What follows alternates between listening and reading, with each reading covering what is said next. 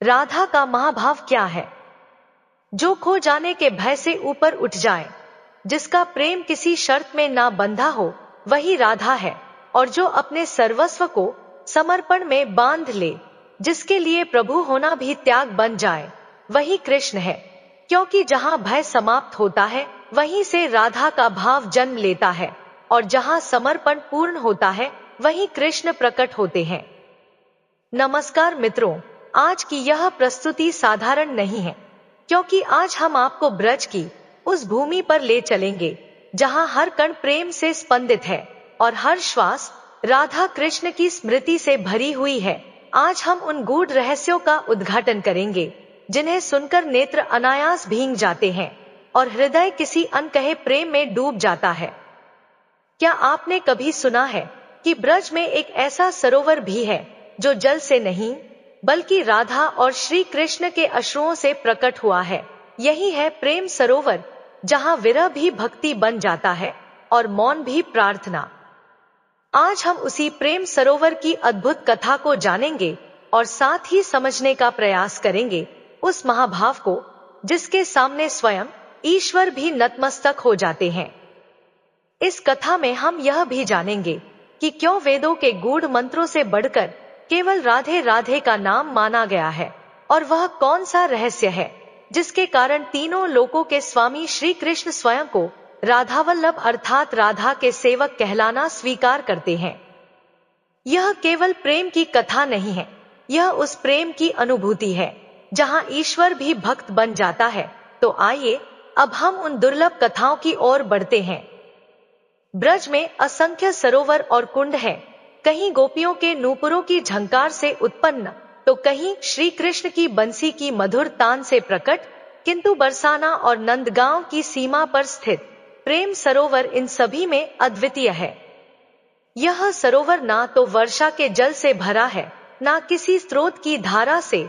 यह भरा है उन अश्रुओं से जो साक्षात ब्रह्मा श्री कृष्ण और उनकी आह्लादिनी शक्ति श्री राधा के नेत्रों से प्रवाहित हुए। रसिक संत बताते हैं कि प्रेम की 4 अवस्थाएं होती हैं। पहली पूर्वराग, मिलन से पहले का मौन आकर्षण। दूसरी संयोग, मिलन का मधुर सुख। तीसरी विरह, बिछड़ने की वेदना। और चौथी प्रेम वैचित्य, सबसे गूढ़ और रहस्यमयी अवस्था। प्रेम वैचित्य वह क्षण है जब प्रेमी और प्रेमिका साथ होते हैं, अत्यंत समीप, फिर भी हृदय के किसी कोने में एक अनकहा भय जन्म लेता है कि कहीं यह मिलन छिन ना जाए।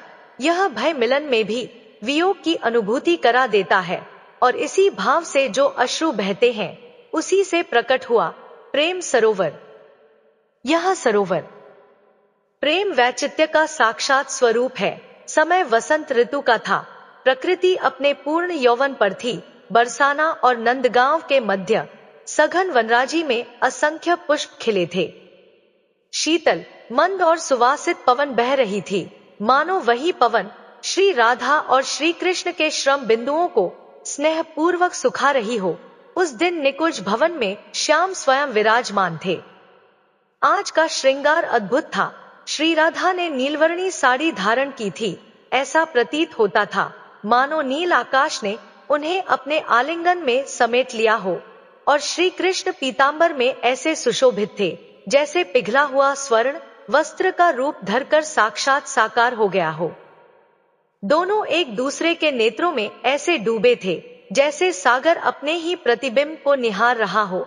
ललिता, विशाखा, चित्रा और इंदुलेखा कुछ दूरी पर मूक भाव से खड़ी थी। उनकी दृष्टि युगल छवि पर न्योछावर थी।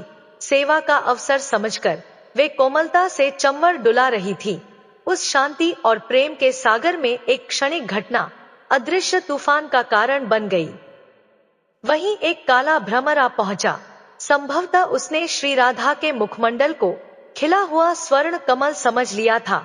राधा रानी का मुख अलौकिक कांति से दमक रहा था, और भ्रमर को लगा कि मकरंद रस का पान करने के लिए यही सर्वोत्तम स्थान है। परंतु राधा जी स्वभाव से अत्यंत कोमल और सहज भयभीत उस काले भ्रमर को अपने समीप आता देख वे सिहर उठीं। उन्होंने अपने कमल सदृश कोमल हाथों से उसे हटाने का प्रयास किया।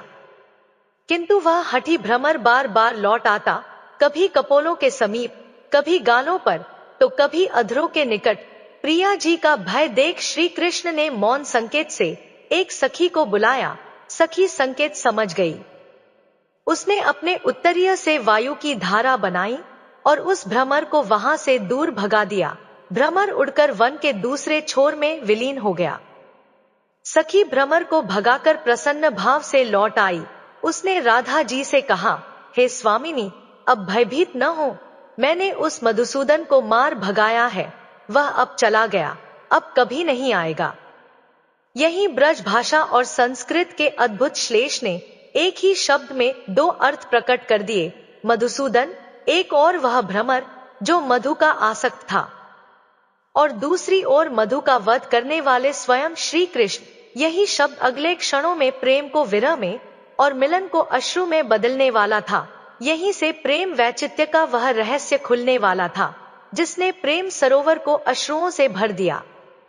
सखी के कहने का आशय उस भ्रमर से था जो मधु का पान करता है, परंतु प्रेम की अतिशयता में डूबी हुई श्री राधा के कानों में जब मधुसूदन शब्द पड़ा तो उनका चित्त क्षण भर में श्री कृष्ण की ओर चला गया, क्योंकि मधुसूदन तो स्वयं श्री कृष्ण का भी एक नाम है।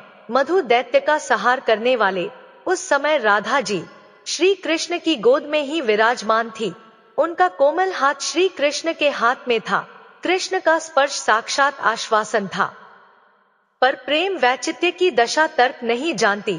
जैसे ही उन्होंने सुना मधुसूदन चले गए हैं और अब कभी नहीं आएंगे, उनकी चेतना जैसे क्षण भर में विलीन हो गई। उन्हें यह भान ही न रहा कि साक्षात नंद नंदन उनके वाम अंग में विराजमान है। वर्तमान लुप्त हो गया और मन भविष्य के भय में डूब गया। उनके अंतःकरण में बिजली सी एक शंका कौंध गई। क्या मेरे प्राणनाथ मुझे छोड़कर चले गए? क्या अब उनका दर्शन फिर कभी नहीं होगा? क्या वे मथुरा चले गए? इन प्रश्नों के साथ राधा जी का हृदय असह्य वेदना से भर उठा। उनके नेत्रों से अश्रुधारा प्रवाहित होने लगी, ऐसी अश्रुधारा जिसमें केवल दुख नहीं, अतिशय प्रेम भी बह रहा था। वही अश्रु जो प्रेम वैचित्य से जन्मे थे, आगे चलकर प्रेम सरोवर के रूप में सदा के लिए ब्रज की धरती पर अमर हो गए। यह विचार मन में आते ही राधा रानी हाय कृष्ण, हाय प्राणनाथ पुकारती हुई मूर्छा के समीप पहुंच गईं। उनके नेत्रों से अश्रुओं की ऐसी धारा फूटी मानो सावन भादों के में एक साथ बरस पड़े हों। वे विरह की अग्नि में जलने लगी। जो कृष्ण उनके पास ही बैठे थे, वे उन्हें दिखाई देना बंद हो गए। आंखों के सामने अश्रुओं का ऐसा आवरण छा गया कि साक्षात उपस्थित भी अनुपस्थित लगने लगा। जब श्री कृष्ण ने देखा कि प्रिया जी मेरी गोद में बैठकर भी मेरे विरह में तड़प रही हैं, तो वे विस्मित रह गए। वे राधा जी को कोमलता से झकझोरते हुए बोले, हे राधे, हे प्रिय, नेत्र खोलो, मैं यही हूं। देखो, मैं तुम्हारा कान्हा तुम्हारे पास ही हूं। वह भ्रमर गया है, मैं नहीं।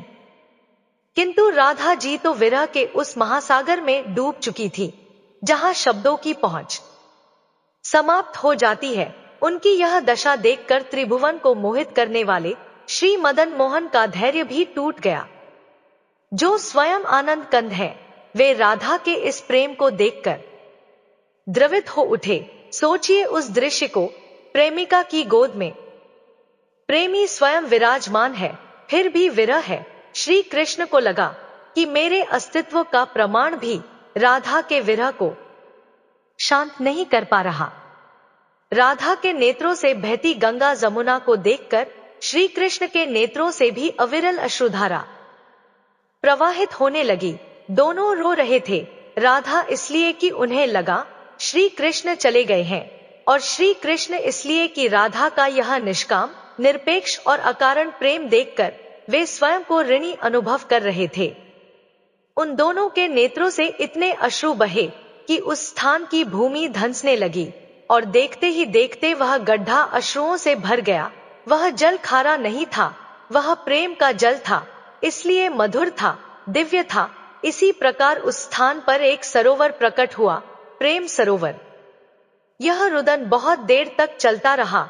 वन के पशु पक्षी भी मौन होकर मानो रोने लगे, लताएं मुरझाने लगी, वातावरण शोक में डूब गया। तभी सखियों के हृदय में चिंता जाग उठी। ललिता और विशाखा तुरंत आगे बढ़ी। उन्होंने श्री कृष्ण और श्री राधा को स्नेहपूर्वक संभाला।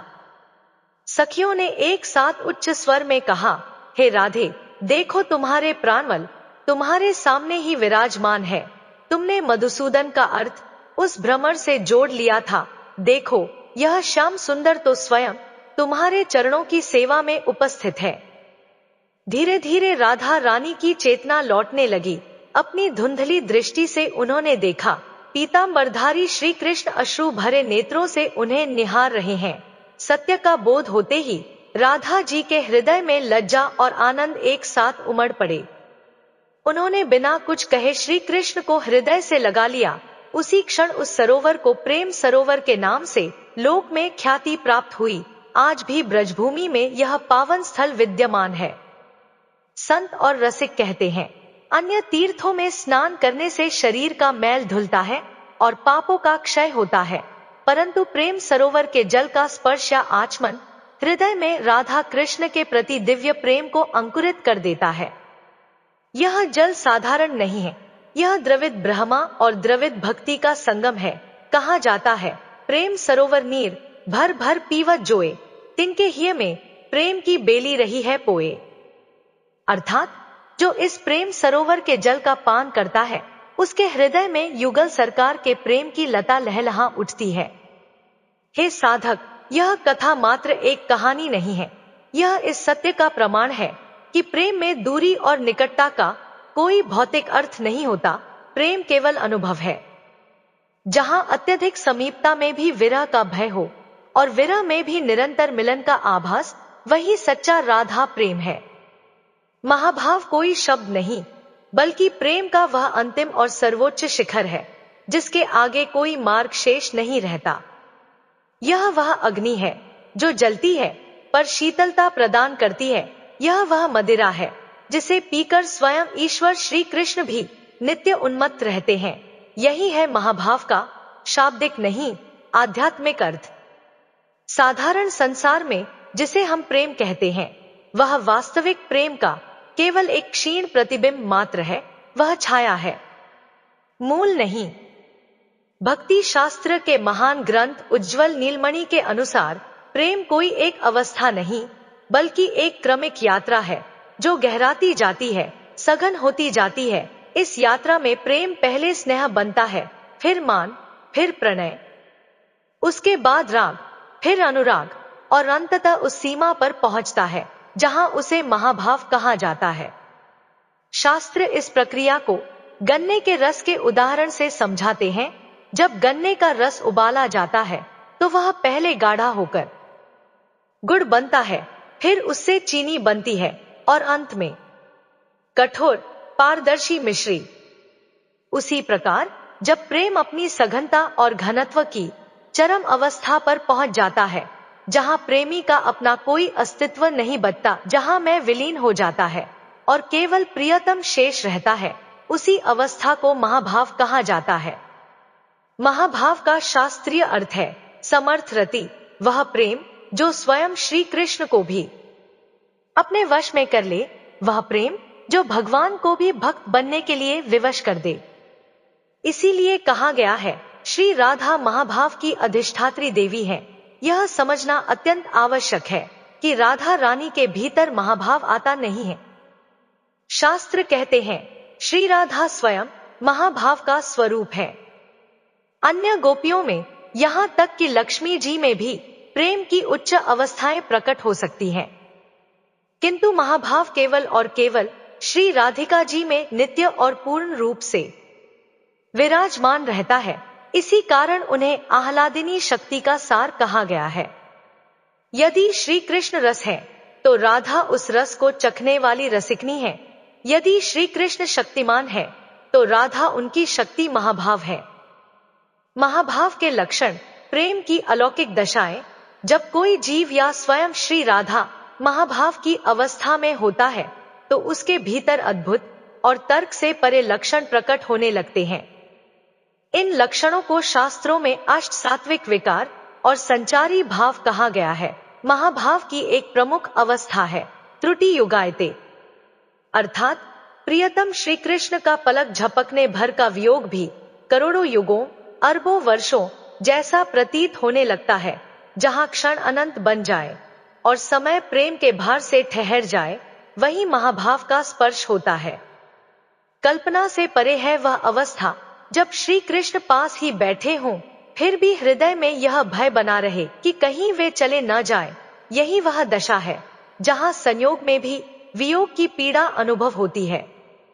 मिलन के क्षणों में भी बिछुड़ जाने का भय प्रेम को और अधिक तीव्र कर देता है।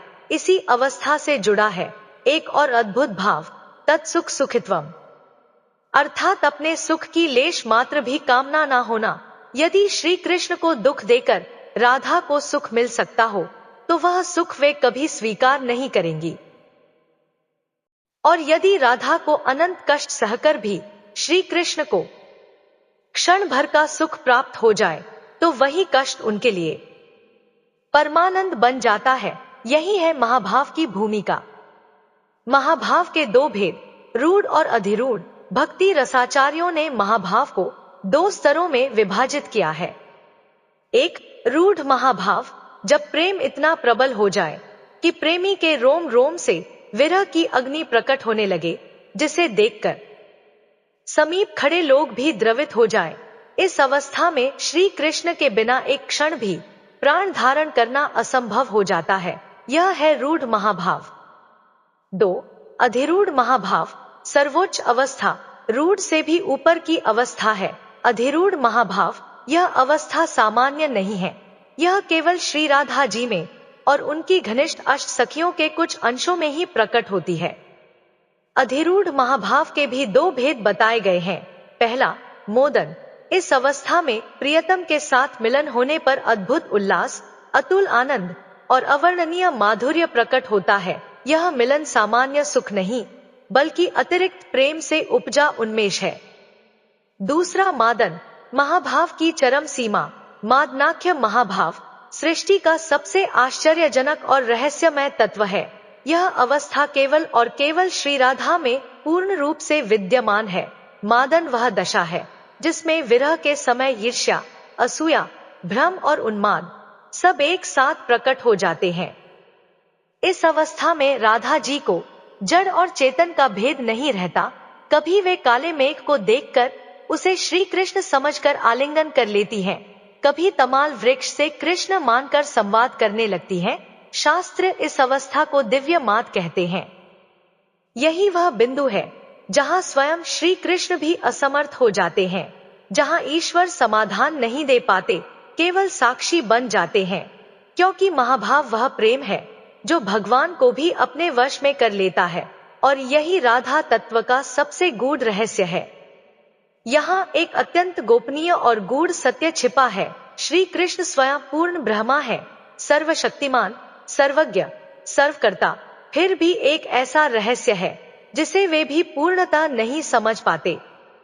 श्री कृष्ण विचार करते हैं, मैं तो सबको आनंद देने वाला हूँ, पर यह राधा मुझे देखकर कितना आनंद अनुभव करती है। मेरे प्रेम में ऐसा क्या है जो राधा को इस सीमा तक उन्मत्त कर देता है। श्री कृष्ण विषय प्रेम है, अर्थात प्रेम को ग्रहण करने वाले, और राधा आश्रय प्रेम है, अर्थात प्रेम को देने वाली। और शास्त्र कहते हैं, आश्रय का आनंद विषय से कई गुना अधिक होता है। इसी महाभाव की अद्भुत मिठास को स्वयं चखने की इच्छा से द्वापर युग के पश्चात श्री कृष्ण ने एक अलौकिक निर्णय लिया। उन्होंने श्री राधा का भाव और उनकी अंगकांति का सुवर्ण वर्ण उधार लिया और श्री चैतन्य महाप्रभु के रूप में अवतार लिया। चैतन्य महाप्रभु कोई और नहीं है, वे स्वयं राधा के भाव में रंगे हुए श्री कृष्ण हैं। हमारे लिए महाभाव का अर्थ। अब प्रश्न उठता है, हम जैसे साधारण मनुष्यों के लिए महाभाव का अर्थ क्या है? सत्य यह है कि कोई भी सामान्य जीव महाभाव की अवस्था प्राप्त नहीं कर सकता। हमारा शरीर उस प्रेम के ताप को सहन करने में सक्षम नहीं है, वह तुरंत भस्म हो जाएगा। तो फिर इस कथा को सुनने का फल क्या है?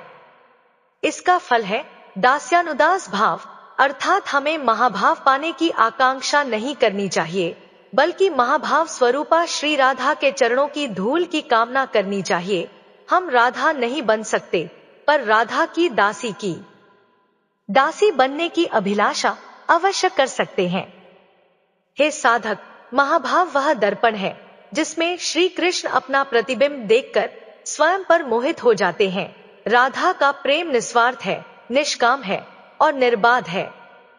सार यह है, राधा का महाभाव त्याग की पराकाष्ठा है, समर्पण का अंतिम बिंदु है, और वही प्रेम है जो श्री कृष्ण को भी ऋणी बना देता है।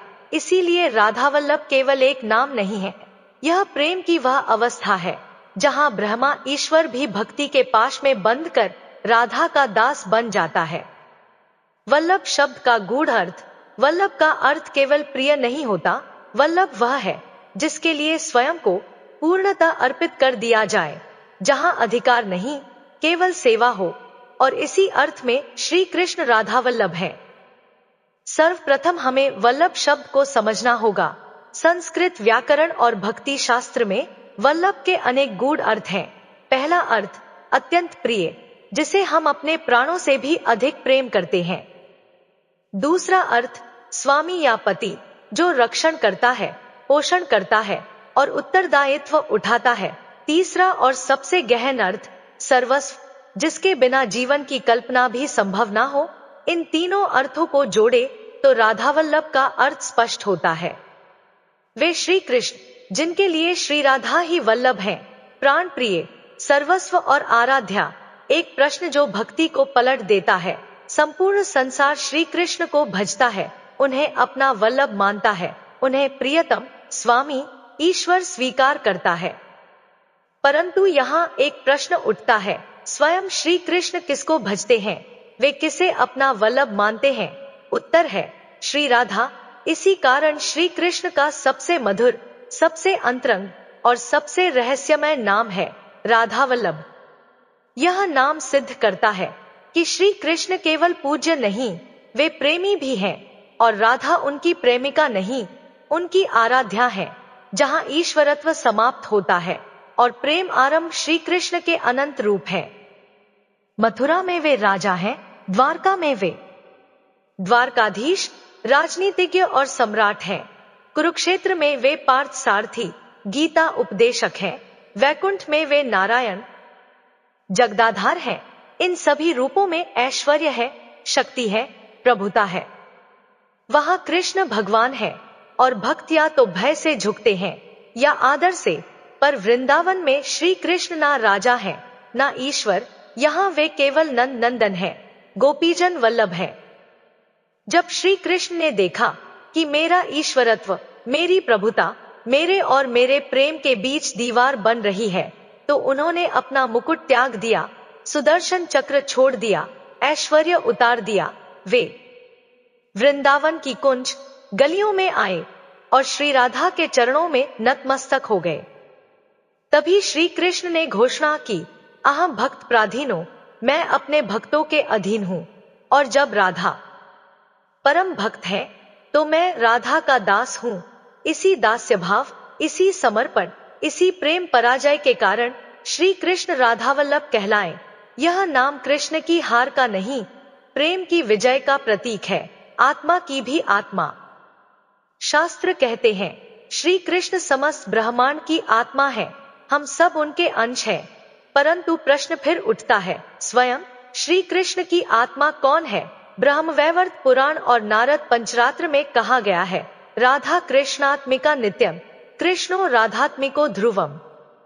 अर्थात जैसे दूध और उसकी श्वेतता, जैसे अग्नि और उसकी दाहक शक्ति अलग नहीं हो सकते, वैसे ही राधा और कृष्ण अलग नहीं हैं। वे दो नहीं, एक ही तत्व है। निष्कर्ष, इसीलिए राधावल्लभ केवल एक नाम नहीं है, यह वह अवस्था है जहां ईश्वर अपने ईश्वरत्व को छोड़कर प्रेमी बन जाता है, जहां भगवान भक्त के चरणों में झुक जाता है और जहां प्रेम ईश्वर से भी ऊंचा सिद्ध होता है। किंतु प्रेम लीला के रसास्वादन के लिए वह एक तत्व दो रूपों में प्रकट हुआ, श्री कृष्ण यदि शक्तिमान है तो श्री राधा उनकी शक्ति है। कृष्ण यदि देह है तो राधा उनके प्राण है। राधा के बिना कृष्ण केवल निष्प्राण देह समान है और राधा के साथ वे राधावल्लभ पूर्ण ब्रह्मा हो जाते हैं। जो अपनी ही आत्मा श्री राधा के प्रेम के वशीभूत हो जाए वही राधावल्लभ कहलाता है। हित हरिवंश महाप्रभु और राधावल्लभ परंपरा। वृंदावन के रसिक शिरोमणि श्री हित हरिवंश महाप्रभु ने राधावल्लभ संप्रदाय की स्थापना की। उनका सिद्धांत अत्यंत अद्भुत और क्रांतिकारी है। सामान्य भक्ति में भक्त भगवान की सेवा करता है, परंतु राधावल्लभ भाव में भगवान स्वयं भक्त की सेवा करते हैं।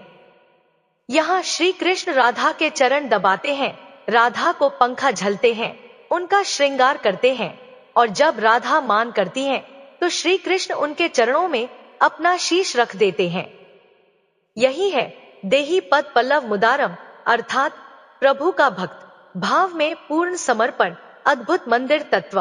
अन्य सभी मंदिरों में राधा और कृष्ण के दो अलग अलग विग्रह होते हैं, परंतु प्राचीन श्री राधावल्लभ मंदिर वृंदावन इस दृष्टि से अद्वितीय है। यहाँ वेदी पर केवल श्री कृष्ण का विग्रह विराजमान है, श्री राधा की कोई मूर्ति नहीं। क्यों? क्योंकि रसिकों का विश्वास है राधा श्री कृष्ण के हृदय में है, उनके रोम रोम में है। वे प्रेम रूप में श्री कृष्ण के भीतर ही विलीन है, इसलिए विग्रह के वाम भाग में केवल एक गद्दी और वस्त्र रखे जाते हैं जो राधा रानी की अदृश्य उपस्थिति का प्रतीक है। दर्शन करते समय भक्त यह भाव रखता है, प्रिया जी प्रियतम में ही समाई हुई है। संत कहते हैं जो जीव जय जय श्री राधावल्लभ का उच्चारण करता है उसे अलग से राधा और कृष्ण का नाम लेने की आवश्यकता नहीं रहती। राधा नाम से शक्ति की उपासना हो गई, वल्लभ नाम से शक्तिमान श्री कृष्ण की उपासना हो गई। यह नाम कठोर हृदय को भी मक्खन जैसा कोमल बना देता है। राधे राधे केवल एक शब्द नहीं, केवल एक अभिवादन नहीं, यह वह कुंजी है जो गोलोक धाम के उस गुप्त द्वार को खोलती है जहां स्वयं योगियों के ईश्वर श्री कृष्ण भी प्रवेश पाने को लालायित रहते हैं। और यही कारण है कि ब्रजमंडल, मथुरा, वृंदावन, बरसाना, गोवर्धन की पावन भूमि पर पैर रखते ही कानों में एक ही ध्वनि गूंजती है, राधे राधे। ब्रज की भूमि पर रिक्शा चलाने वाला हो, संत हो, व्यापारी हो या फिर वृक्षों पर बैठे तोते, सबके मुख से एक ही ध्वनि निकलती है, राधे राधे। क्योंकि ब्रज में राम, ओम या कृष्ण कहने से पहले राधा कहना अनिवार्य है।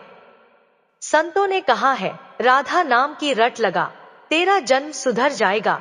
बस रा का उच्चारण ही सारे पाप ताप को जला देता है। ब्रज का शासन श्री कृष्ण के हाथ में नहीं, श्री राधा रानी के हाथ में है। श्री कृष्ण तो ब्रज के लाडले हैं, पर स्वामिनी तो केवल श्री राधा जी हैं। इसलिए यदि प्रेम के उस महल में प्रवेश करना है तो स्वामिनी का नाम पहले लेना ही होगा। राधे राधा नाम का संबोधन है। जैसे हम किसी को पुकारते हैं वैसे ही जब हम कहते हैं राधे तो अर्थ होता है, हे राधे मेरी ओर देखो, मुझ पर करुणा करो। रा और धा अक्षर की शक्ति। ब्रह्मा वैवर्त पुराण और गर्ग संहिता में इन अक्षरों की अद्भुत व्याख्या मिलती है। रा का उच्चारण करते ही मुख खुलता है और भीतर छिपे पाप, विकार और अज्ञान बाहर निकलने लगते हैं। रा शब्द दान का भी वाचक है, अर्थात श्री कृष्ण के चरणों की भक्ति का दान। धा का उच्चारण होते ही मुख बंद हो जाता है, अर्थ जो पाप बाहर निकले वे फिर भीतर प्रवेश ना कर सके। धा का अर्थ है धारण करना। इस प्रकार राधे कहने का भाव है पापों का निष्कासन और कृष्ण प्रेम का धारण। श्री कृष्ण पर राधा नाम का प्रभाव, यह इस महामंत्र का सबसे गूढ़ और सबसे रहस्यमय पक्ष है। श्री कृष्ण तीनों लोकों के स्वामी हैं, काल के भी महाकाल हैं, पर राधा नाम के सामने वे भी एक साधारण दास बन जाते हैं। पद्म पुराण में वर्णन है, जब कोई भक्त राधा कहना आरंभ करता है और अभी आ की मात्रा भी पूरी नहीं होती, तभी श्री कृष्ण सतर्क हो जाते हैं और जैसे ही भक्त पूरा नाम राधा बोलता है, श्री कृष्ण उसे अपनी आत्मा मानकर उसके पीछे पीछे चल पड़ते हैं। श्री कृष्ण की प्रतिज्ञा है, जो मेरे कृष्ण नाम का जप करता है मैं उसे मोक्ष देता हूँ, पर जो मेरी प्रिया राधा के नाम का जप करता है मैं उसे स्वयं अपना आप दे देता हूँ। इसे कहते हैं आत्मदान। कृष्ण नाम से मुक्ति मिलती है, पर राधा नाम से मुक्ति दाता स्वयं मिल जाते हैं। राधे राधे 2 बार क्यों, आपने ध्यान दिया होगा ब्रज में कोई एक बार राधे नहीं बोलता, सदैव कहा जाता है राधे राधे। इसके पीछे 3 गहरे भाव हैं। पहला, आतुरता। जब बालक कष्ट में होता है तो वह माँ नहीं माँ माँ पुकारता है। 2 बार नाम लेना व्याकुलता और आर्तनाद का प्रतीक है। दूसरा, युगल उपासना। पहला राधे श्री कृष्ण के लिए, क्योंकि राधा श्री कृष्ण की आत्मा है। दूसरा, राधे स्वयं श्री राधिका जी के लिए। तीसरा, निरंतरता। श्वास लेते समय राधे, श्वास छोड़ते समय राधे, यह जीवन की अविरल साधना है। इसलिए ब्रज में हवा भी चलती है तो ऐसा लगता है राधे राधे। एक प्राचीन भक्ति कथा में वर्णन आता है कि यमराज, मृत्यु के अधिपति, ने अपने दूतों यमदूतों को एक अत्यंत स्पष्ट आदेश दिया था, हे दूतों, स्वर्ग, नरक और पृथ्वी तीनों लोकों में जाओ, पापियों को उनके कर्मों के अनुसार दंड अवश्य दो। परंतु जिस जीव की जिह्वा पर राधा नाम अंकित हो या जिसके कानों में राधे राधे की ध्वनि निरंतर गूंज रही हो, उस जीव की ओर देखना भी मत। यमराज कहते हैं उस भक्त पर यमदंड चलाना तो दूर, मैं स्वयं उसके चरणों का स्पर्श करने की कामना करता हूँ। राधा नाम भवसागर, इस संसार रूपी समुद्र को सुखा देता है। यह नाम पापों के पहाड़ को ऐसे भस्म कर देता है जैसे सूखी घास के ढेर को अग्नि की एक छोटी सी चिंगारी। 6, सुलभता। सबसे सरल साधना। वेदों के अध्ययन के लिए पात्रता चाहिए, यज्ञ के लिए धन सामग्री और ब्राह्मण चाहिए, योग के लिए एकांत और कठोर अनुशासन चाहिए। परंतु राधे राधे बोलने के लिए क्या चाहिए? ना स्नान की आवश्यकता, ना धन की, ना जाति का बंधन, ना शुद्ध अशुद्ध का विचार। आप चलते फिरते, उठते बैठते, खाते पीते, हंसते रोते, हर अवस्था में राधे राधे बोल सकते हैं। यहाँ तक कि यदि कोई व्यक्ति अशुद्ध अवस्था में भी अनजाने में राधा नाम ले ले तो भी उसका कल्याण निश्चित माना गया है, क्योंकि राधा नाम अकारण करुणा का प्रतीक है। रसिक संतों का अनुभव। वृंदावन के महान रसिक संत श्री स्वामी हरिदास जी, श्री हित हरिवंश जी सदैव कहते हैं, राधे राधे बोलना ही प्रेम की प्राप्ति है। यह नाम साधना नहीं, साक्षात प्रेम है। श्री राधा का स्वभाव अत्यंत कोमल है। वे अपराधों को नहीं देखती, कर्मों का लेखा नहीं खोलती। यदि कोई पापी श्री कृष्ण के पास जाए तो श्री कृष्ण उससे उसके कर्मों का हिसाब पूछ सकते हैं, चित्रगुप्त लेखा जोखा दिखा सकते हैं। पर यदि वही जीव राधा नाम लेकर श्री राधा की शरण में आ जाए तो वहां ना कोई प्रश्न होता है, ना कोई दंड। वहां केवल प्रेम है, करुणा है और निष्काम स्वीकार है। राधे राधे केवल नाम नहीं, यह वह आश्रय है जहां स्वयं मृत्यु भी नतमस्तक हो जाती है। यदि वही पापी श्री राधा रानी के द्वार पर जाकर एक बार भी राधे राधे पुकार ले तो किशोरी जी तुरंत कह उठती हैं, अरे इसने मेरा नाम लिया है, यह अब मेरा है, इसके कर्म मत देखो, इसे सीधे गोलोक में प्रवेश दो। श्री कृष्ण राधा जी की बात कभी नहीं टालते। यही है सिफारिश और यही है राधा नाम, हमारी परम सिफारिश, हमारा आश्रय। हे भाग्यशाली जीव, यहाँ मन चंचल है, बुद्धि मलिन है और आयु बहुत अल्प है। हमसे कठोर तपस्याएं, दीर्घ साधनाएं संभव नहीं। ऐसे समय में यदि कोई सहारा है तो वह है राधे राधे। जब आप राधे कहते हैं तो आप केवल एक शब्द नहीं बोलते, आप श्री कृष्ण को आनंदित करते हैं। और जब श्री कृष्ण आनंदित होते हैं तो वे अपनी सारी संपदा, प्रेम, भक्ति और शांति उस भक्त पर निछावर कर देते हैं। इसलिए जिह्वा को विश्राम मत दो। जब तक श्वास है तब तक आस है, और जब तक आस है तब तक राधे राधे। मन के पट द्वार खोलो। जय जय श्री राधे। सनातन धर्म के इस ज्ञान यज्ञ को अनवरत प्रज्वलित रखने के लिए आपके सहयोग की अत्यंत आवश्यकता है। यदि आप चाहते हैं कि वेदों, उपनिषदों और शास्त्रों की ऐसी ही दुर्लभ, रोचक और आध्यात्मिक जानकारियां निरंतर आप तक पहुंचती रहें, तो कृपया इस पावन प्रयास को गुप्त दान के माध्यम से संबल प्रदान करें। इस भाव से जुड़ते हुए अभी इस वीडियो को लाइक करें और अपने प्रियजनों के साथ शेयर अवश्य करें, ताकि धर्म का यह प्रकाश अधिक से अधिक हृदयों तक पहुंच सके। स्मरण रहे, यहाँ दान की राशि नहीं, अपितु आपके भाव, श्रद्धा और शुद्ध अंतःकरण का ही वास्तविक महत्व है। क्योंकि शास्त्र कहते हैं, धर्मो रक्षति रक्षिता, अर्थात जो धर्म की रक्षा करता है, धर्म स्वयं उसकी रक्षा करता है। यदि आप इस धर्म यात्रा में हमारे साथ निरंतर जुड़े रहना चाहते हैं, तो अभी हमारे चैनल को सब्सक्राइब करें, ताकि कोई भी आध्यात्मिक कथा, ज्ञान या लीला आपसे छूट ना जाए। आपका सहयोग चाहे कितना भी सूक्ष्म क्यों ना हो, यदि वह सच्चे भाव और श्रद्धा से दिया गया है, तो वही सर्वश्रेष्ठ दान है। अपनी भावना प्रकट करने के लिए कमेंट बॉक्स में राधे राधे अवश्य लिखें और राधे राधे के साथ इस पवित्र धर्म यात्रा में हमारे सहभागी बनिए। धन्यवाद। राधे राधे।